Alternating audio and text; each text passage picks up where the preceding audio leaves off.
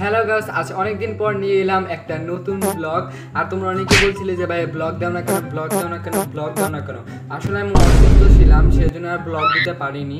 তাই আজকে আমি নিয়ে এসেছি আমার ফাইনা ব্লগ, মানে তোমাদের পছন্দের কুরকুরি মার্কা ব্লগ। আমার গরম ধরে গেল, কথাও বলতে পারি না। সো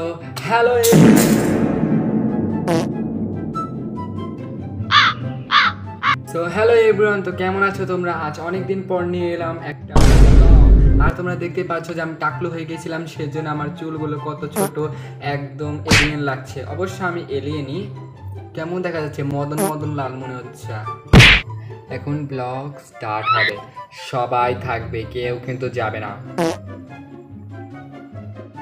আমি এখানটাতে কিরি মাপা হইতে চাইছিলাম, বাট আমি একটু বেশি ওভার অ্যাক্টিং করে হেলা দিচ্ছি। যাই হোক, আমার টেবিলের নতুন লুক দেখে তোমরা অনেকে বলছিলা যে ভাইয়া তুমি এরকম হোয়াইট কালার কেমনে করলা বা কেমনে কি করলা। আসলে এটা কোনো হোয়াইট কালার না, এটা হলো পেপার, যা তোমরা দেখতেই পাচ্ছ। ভাই আমি যদি আমার টেবিলে যদি হোয়াইট কালার করি তাহলে আমার মা একদম আমাকে বাড়ি থেকে বের করে দেবে। আর এই হোয়াইট কালারটা কি বলি, আর এই হোয়াইট কালার পেপারটা লাগাতে গিয়ে আমি পুরো একদম ঘেমে গেছি। একে তো ফ্যান ছাড়া যায় না, ফ্যান চাললে কারে আমার পেপারগুলো যে কোথায় উড়ে যায় আমি খুঁজে পাই না। আর এই ঠাটা পড়া গরমে আমি খাইমে খাইমে এগুলো সব লাগাইছি, তাহলে বোঝো কত কষ্ট করে এই পেপারগুলো আমি টেবিলে লাগাইছি। আর এই পেপারটা কিন্তু আমি দুইবার খুলছি, কারণ দুইবারই বেহা হয়েছিল। আর তোমরা আমার ঘরটাকে একটু ইগনোর করো, কারণ আমার ঘরে মানে এখনো কোনো কিছু দেওয়া হয়নি, সেজন্য এরকম আগলি লাগছে। আর এটা হলো আমাদের পরিবারের নিউ মুরগার ছাউ। আর এই মুরগার ছাউটা হলো আর মুরগার মাও থেকে প্রথম হয়েছে। আর তোমরা আবার ভাইবো না যে মুরগার উপর সাইডটা কোথায় গেল, আসলে প্রথমেই হয়েছে, তো সেজন্য এরকমই। কয়েকদিন পর আবার পালাগুলো বড় বড় হয়ে গেলে কারে সুন্দর দেখা যাবে। আর এই মুরগাটা ছোট হলে কি হবো, জাইরা আছে।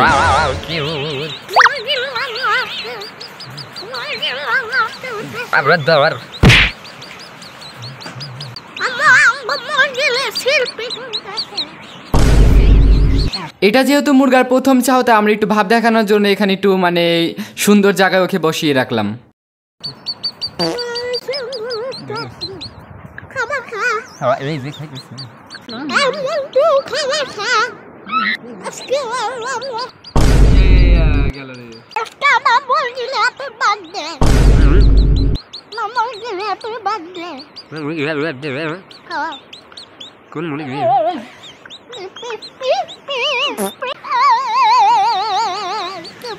আর ওর কথা বোঝার চেষ্টা করো না, হলে তুমি পাগল হয়ে যাবে। আমি অলরেডি ওর কথা বুঝতে গিয়ে আমি একদম পিগল হয়ে বসে রয়েছি। আর এই মুরগিটার ছাও হচ্ছে আবরারের আম্মুর। আবরারের ঢাকা থেকে আসার সময় তার নানি বাড়ি থেকে এই মুরগিটা নিয়ে এসেছে, আর এখন মুরগিটা ডিম দিয়ে ছাও দিয়েছে। আর এই মুরগিটার মাও এত পরিমাণে জায়রা, শুধু ঠোকরায়। আমরা এই মুরগিটাকে আলাদা করে রেখে দিয়েছিলাম, আর ভাবছিলাম যে মুরগির ছাদে যদি এই ছাউটা থাকে তাহলে অন্য ডিমে তাও দিবে না, সেজন্য।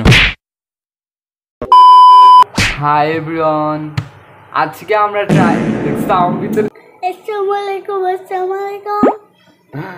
আজকে আমরা ট্রাই করতে চাচ্ছি হলো ভাইরাল যে ডিসকাউন্ট আইসক্রিমটা আছে না, যে ইউটিউব আর টিকটকে যে ভাইরাল হয়েছে, ওইটা আজকে আমরা ট্রাই করব। আমার তো একদম পুরা মানে গরিব শখ গেছে, ওই 100 টাকা দাও ওই যায় কিনা দেখবো, যদি না মজা হয় তাহলে আমি একবার শেষ, আমার পুরা টেহা একবারে মাটিতে গেল। আপনারা কি কও? তুই ক কিছু।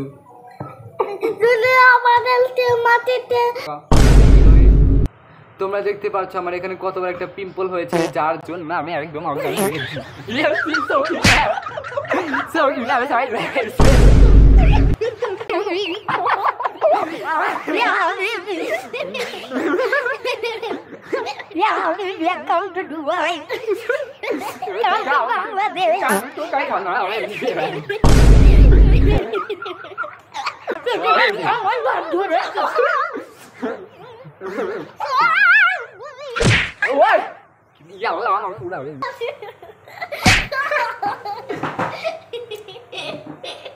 তো আসসালামু আলাইকুম হাবিবি, আপনারা কেমন আছেন?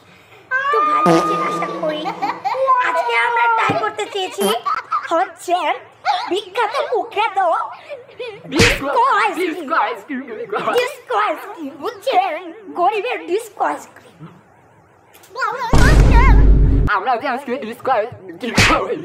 আজকে আমরা ডিসকো আইসক্রিম ট্রাই করবো, ওটাকে ডিসকো ডিসকো বলবে। আমরা ডিসকো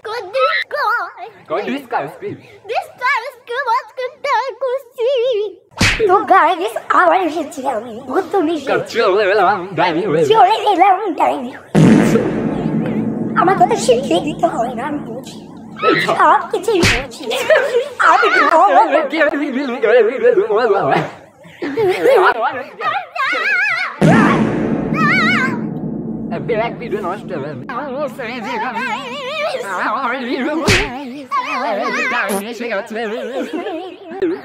আমি হচ্ছে বেগম খালেদা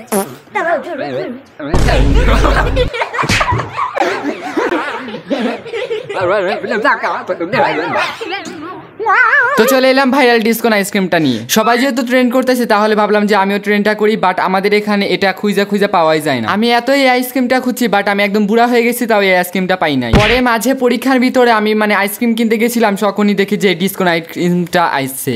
কি করি, আমাদের এখানে এইসব জিনিস পাওয়া একদম বেশি টাফ, কারণ আমাদের এখানে গ্রামের সাইড, সেজন্য। আর আমি যখন আমার ভিডিওটা শুট করছিলাম তখন কয়েকটা মস্কিটো আমার সামনে ভন করছিল।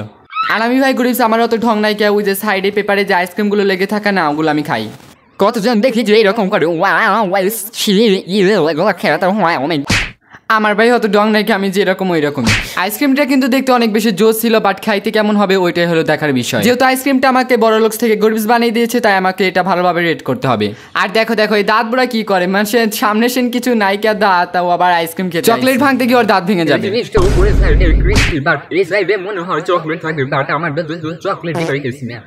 আল্লাহ পুরো 100 টাকা গেল।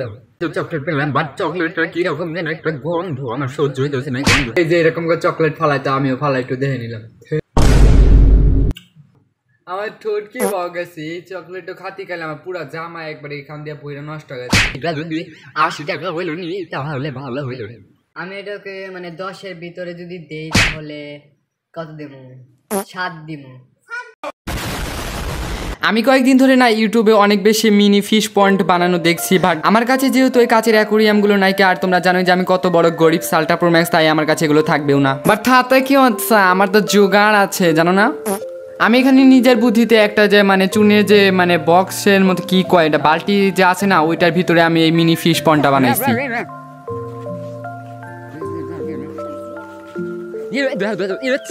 আমাদের এখানে অনেক বেশি মানে খাল বিল, তাই আমাদের এখানে শাপলা ফুলের কোনো চিন্তা নাই, তাই আমি এখানে একটা শাপলা ফুল গাছ লাগাইছি। আর এই জিনিসটা বানানোর পর 15 দিন পর আমি মাছ ছাড়ছি, কারণ এর ভেতর যদি মানে আগে মাছ ছাড়ি না তাহলে পানিগুলো রেডি হয় না, আর এর জন্য মাছগুলো মরে যায়। তোমরাও চাইলে কারে এরকম মিনি ফিশ পন্ড বানাতে পারো, বাট তোমাদের এখানে না অনেক বেশি ঝামেলা হবে, কারণ এইটা বানাতে অনেক বেশি ঝামেলা আর অনেক বেশি পরিশ্রম লাগে। আর এইটা বানাতে গিয়ে তো আমার একদম ব্যান্ড বেজে গেছিল, কারণ এটা বানানো অনেক বেশি কঠিন। আর আমি এখানে বাংলা মাছ ছাড়ছি, কারণ আমি অত বেশি বড় লোকস না, সেজন্য। আর আমি যে ওই মাছগুলো ছাড়ছিলাম না, প্রায় 1 মাস পর দেখো যে এগুলোর অবস্থা একটাও মরে নাই। ফিশ পন্ডে যে একটা মানে অক্সিজেনে কি জানি ব্যবহার করে না, ওটা আমার কোনো কিছু ব্যবহার করতে হয় নাই, তাও মাছগুলো দেখো কি সুন্দর। আমি এই মাছগুলোকে খাওয়ানোর জন্য শুধু মানে ওই বল্লার টোপগুলো যে আছে না, ওগুলো খাওয়াই, আর হলো বিস্কুট আর হলো পাউরুটি। আর এদের আলাদা কোনো যত্ন নিতে হয় না, কারণ এটা মানে এর ভেতর যে ময়লা আবর্জনা আছে না, ওগুলা খেয়ে বাইসে থাকে। ওই যে সবুজ যে শ্যাওলাগুলো থাকে না, ওগুলো এই মাছগুলো খায়। দেখো এর ভিতর কত মাছ, এইগুলা হলো দাড়ি কিনা,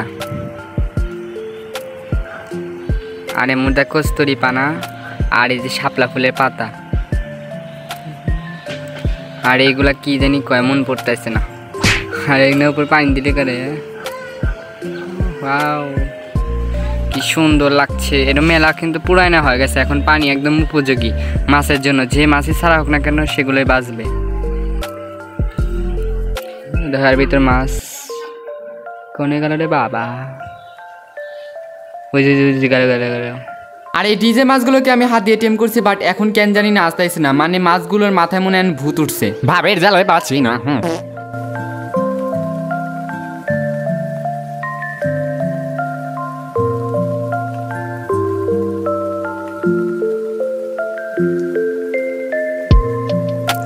তো আমি এই ফিশ পন্ডটাকে এমনভাবে বানিয়েছি যাতে মনে হয় এটা এক টুকরো পাকার, আর এটা সামনাসামনি দেখতে এত বেশি সুন্দর, আর জানি না ক্যামেরায় কত বেশি সুন্দর দেখা যাচ্ছে। আর এই দেখো পানা, একটা পানা থেকে এত বেশি পানা হয় কি বলবো। আমি এখানে এই পুকুরে ভিডিও করছি, আর কোথা থেকে জানি একটা মৌমাছি ঠাস করে উড়াই। আর আমাদের এখানে এই বল্লাটাকে হলুদ বল্লা বলে। আর এই বল্লাটা যে কি যাই রে, আমি যে কয়বার এই বল্লা হাতে যে কামড় খাইছি, মানে চোখে মুখে কামড় খাই আমাকে একদম ফুলা দিছিল এই বল্লাটা। আর কেন জানি এই বল্লাটা অনেক বেশি শান্তশিষ্ট ছিল, শুধু পানি খেয়ে চলে গেল। দেন একটা বল্লা যাওয়ার পর আবার একটা কি জানি চলে এলো, এটার নাম আমি জানি না, বাট একটা মনে হয় যে কাঠের ভিতরে থাকে। আর আমি সেজন্যই তো বলি যে আমার ফিশ পন্ডের পানি কুইমা যায় কিসের জন্য। ভাই দাও, তোমরা চাইলে কারে এরকম ফিশ পন্ড বানাতে পারো, আর যারা মাছ পালো তাদের কাছে এটা কেমন লেগেছে তাও বলতে পারো।